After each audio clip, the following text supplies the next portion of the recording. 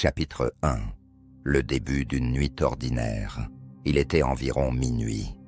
L'heure où le monde semble se plonger dans une étrange quiétude, comme si même les bâtiments, les rues et les trottoirs se retiraient dans leur propre sommeil silencieux. Louise, une jeune serveuse, travaillait dans un petit café à l'angle d'une rue peu fréquentée de la ville. Ce n'était pas un endroit où les gens s'attardaient longtemps après la tombée de la nuit, sauf quelques habitués égarés cherchant à noyer leur solitude dans une tasse de café brûlant. Ce soir-là, tout semblait normal. Les derniers clients étaient repartis et le seul son perceptible était celui de l'horloge qui égrenait les secondes et le doux grincement de la porte arrière qui avait tendance à se balancer à chaque coup de vent. Louise, les cheveux bruns attachés en une queue de cheval désordonnée, essuyait une dernière table, ses pensées vagabondant vers la fatigue accumulée de la semaine. Elle rêvait déjà de la chaleur de son lit et de la douce évasion des rêves.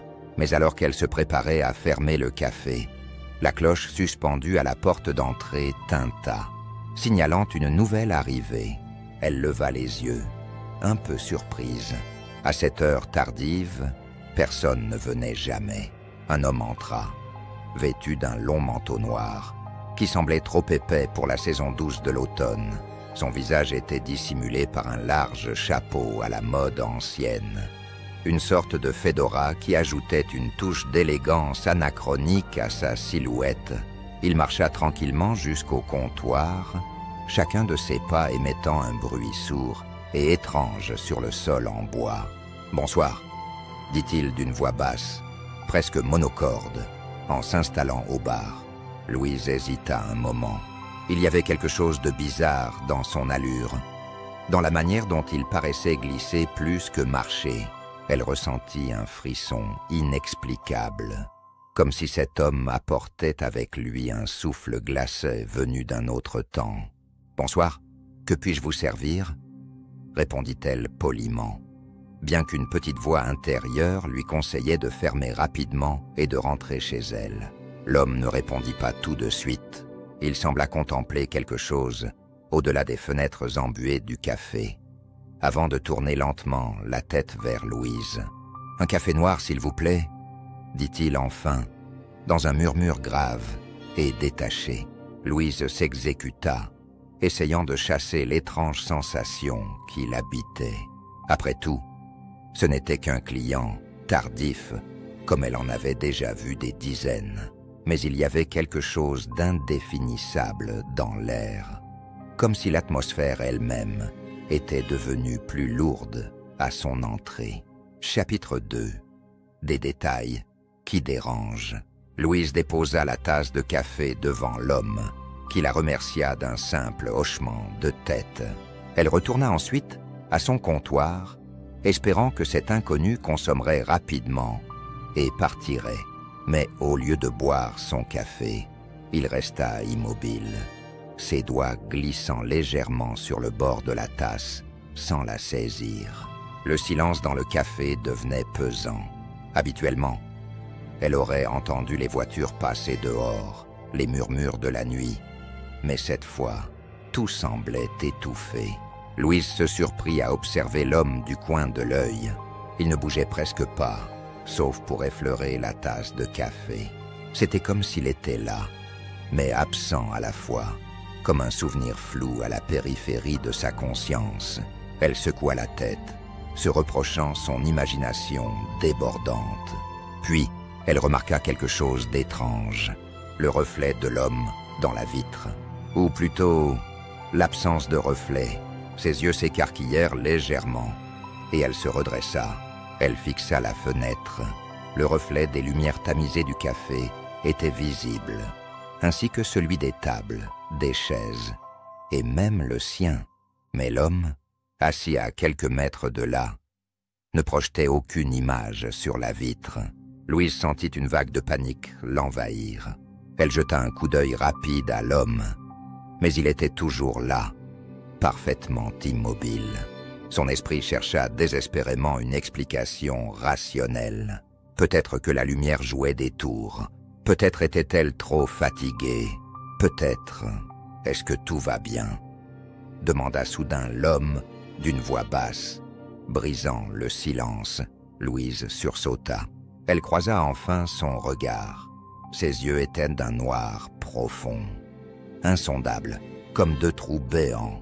Elle avait l'impression de se perdre dans leur profondeur, comme si ses yeux cachaient un abîme dont elle ne pourrait jamais s'échapper. « Oui, oui, tout va bien », répondit-elle maladroitement, tentant de maîtriser son angoisse. L'homme ne répliqua pas. Il se contenta de sourire. Mais ce sourire n'avait rien de rassurant. Il était froid, mécanique, comme s'il avait oublié comment un humain devait réellement sourire. Louise détourna le regard, cherchant une distraction. Le téléphone derrière le comptoir. Peut-être pouvait-elle appeler son patron, prétexter une urgence pour quitter le café. Mais avant qu'elle ne puisse bouger, l'homme se leva lentement de son siège. Chapitre 3. L'offre étrange. Il se tint debout devant elle, imposant mais étrangement silencieux, son visage toujours partiellement caché par l'ombre de son chapeau. Louise déglutit, mal à l'aise sous son regard fixe. « Je vais partir maintenant », annonça-t-il calmement, comme s'il avait deviné son intention de mettre fin à cette rencontre. « Mais avant, je voudrais vous faire une offre. » Elle fronça les sourcils, essayant de cacher son malaise croissant. « Une offre ?» répéta-t-elle perplexe. L'homme acquiesça.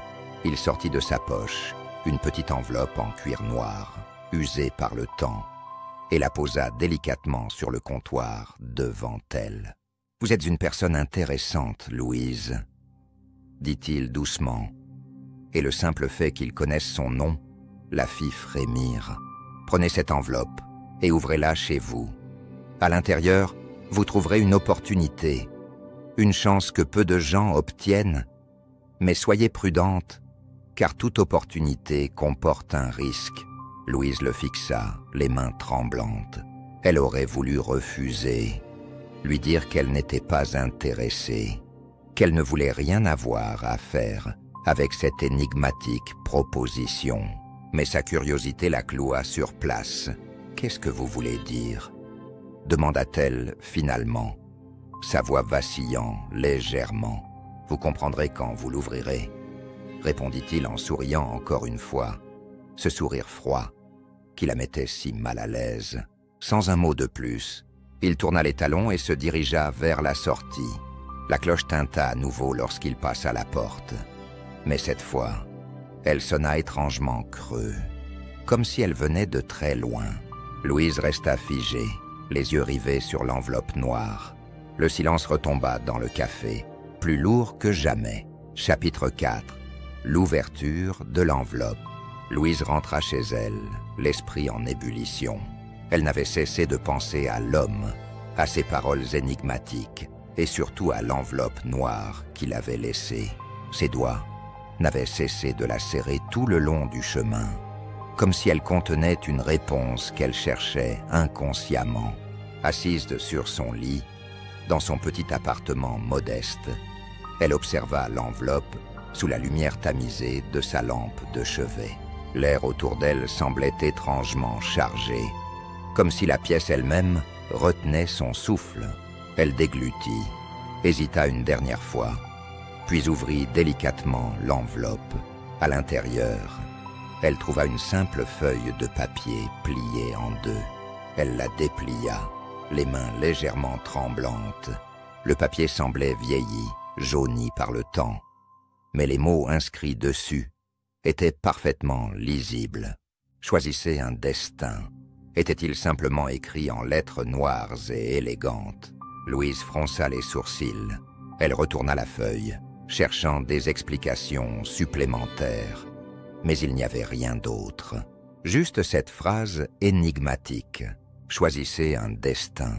Qu'est-ce que cela signifiait? Elle sentit une vague de frustration monter en elle. Était-ce une mauvaise blague? Un jeu cruel?